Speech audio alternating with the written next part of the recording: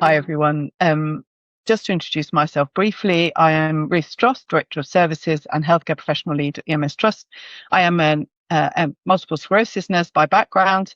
And in short, I guess we wanted this to be a bite-sized conversation with an expert and myself representing the patient organisation. So thank you so much to Dr. Rachel Farrell, who is consultant neurologist at Queen Square, part of UCLH in London.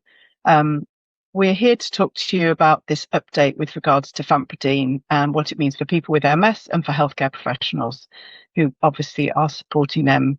As a patient organisation, we support people with MS, healthcare professionals and MS services with very much trusted information, education and guidance. To kind of start us off, Rachel, how would you briefly explain what this update is and why it matters for people with MS and for healthcare professionals and I guess it's ultimately MS services? Thanks, Ruth, for inviting me. So really this this been a process that's been going on for several years.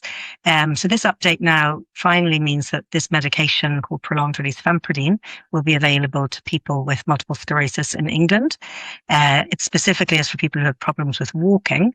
And as you know, mobility is really key for independence and quality of life. So this is a really, big event for these people who've been waiting for this medication for several years.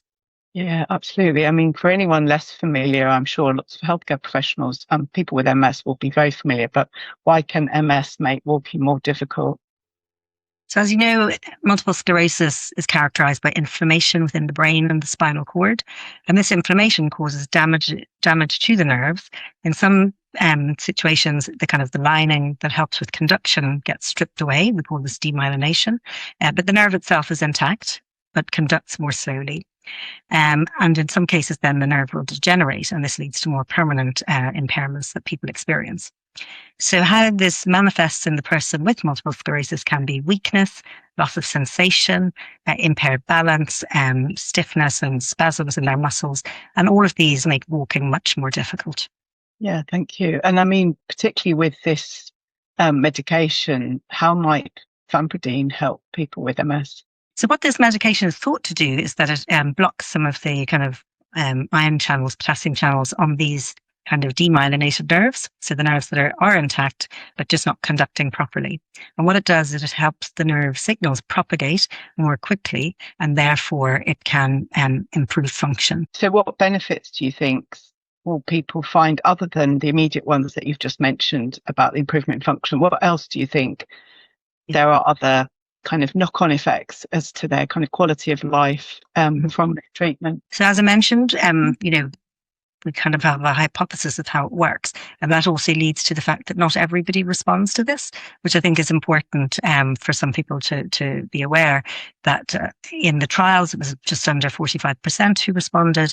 In real life data, it's around kind of 50% of people who seem to get a clinically meaningful benefit. And what they see is that their speed of walking, their stamina of walking can improve. What I've seen is that it can reduce falls in people who've got really impaired balance. Walking more quickly isn't actually good for them. So maybe for them, it's not as effective. But we've also noticed that the license is for walking, but some people will report that their hand dexterity may improve, their concentration might be better, fatigue might be better as well. So these are non-licensed indications, but some people can get additional benefits beyond their mobility. Absolutely. And have you heard people report on the kind of knock-on effects within their work environment or their family or social connection? Absolutely. If somebody is more independent with their mobility, their confidence to leave their home, to continue working, and to not need carers to help them in the house, there are huge impacts on the individual patient. Reduced falls means reduced injuries and fractures and hospitalizations. So there will be lots of knock-on benefits based from the health and social care side of things if we can keep people with MS on their feet for longer. And I know you've been really championing this and you were very key to taking this forward and bringing this into place.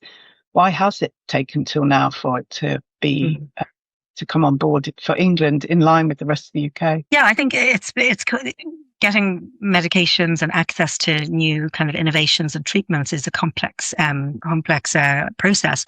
So obviously initially it comes through the clinical trials, and then the kind of regulatory bodies will approve a drug for use. So that was approved in 2011 for people in the UK to gain access, and in Europe to gain access to this medication.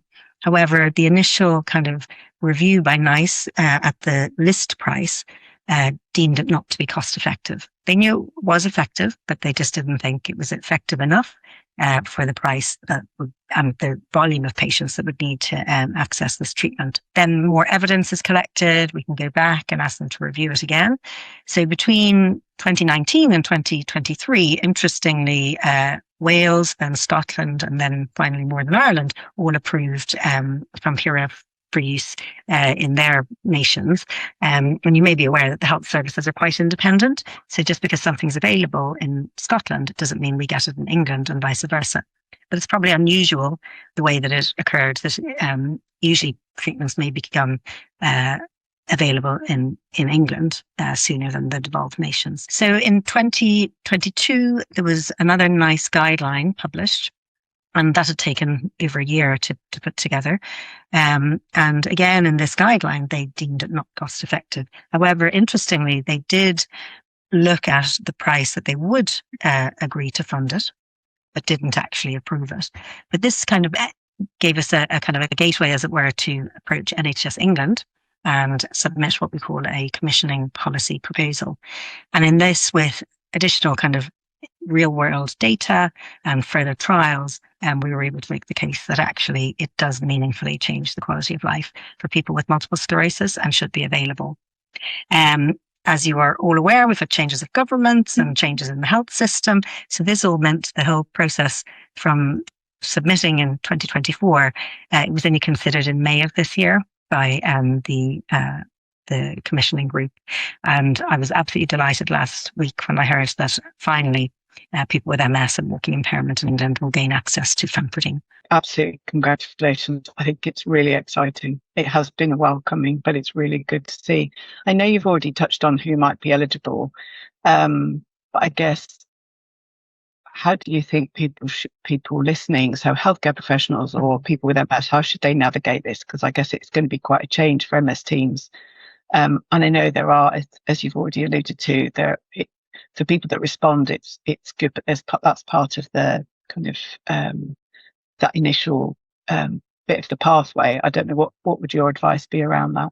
So I think people with MS themselves probably are familiar with the term the EDSS, which is a scale that we use to denote a level of disability in a person with multiple sclerosis. So from EDSS 4 to 7, which is what the license of this drug is, are people who walk unaided at EDSS 4. They can walk 500 meters without rest, but probably not, unlimited. And, their walking ability does impact their day-to-day activities. When we look at EDSS 7, that's people who generally will spend a lot of time in a wheelchair, particularly if they're out and about or using a mobility scooter, but they are able to independently transfer, and they are able to stand and take a couple of steps, maybe up to 5 meters, but not more than that. So this is a real, impairment. And actually, I think it's really key when somebody has that independence, that if we can give them a medication that maybe for another couple of years preserves that independence, it's really, life-changing. When somebody is completely wheelchair dependent and unable to transfer, they constantly need other people to be able to get them into their wheelchair and out and about. So I think it's really important that we look at, the need and the kind of the quality of access to the medication and who might benefit the most. There's going to be a bit of a deluge, to be honest, because we've been waiting for this medication for a long time. People are aware of it. So there will be a lot of requests. But I think each individual service is going to have to make the decisions of how they're going to give access to people and in what order, because it will be a big demand on the services, which most of them are pretty overstretched already. Yeah, absolutely. I mean, I guess when do you think MS services in England will be able to offer this? And I don't know how that fits with the rest of the UK. I'm sure you have colleagues working across the UK who have had Fampridine licensed. And I know that MS services are already stretched with, other medications that are on offer and less capacity and less workforce. I don't know, what are your thoughts or advice around that?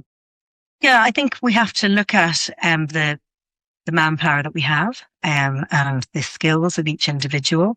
I'm lucky enough to work within a kind of rehabilitation department where I work very closely with allied health professionals, non-medical prescribers, with a really amazing pharmacy team, but actually it's not just the are you eligible assessing a response, but it's the ongoing kind of prescriptions and all of that. So behind the scenes, there's a lot more that goes on in delivering these services.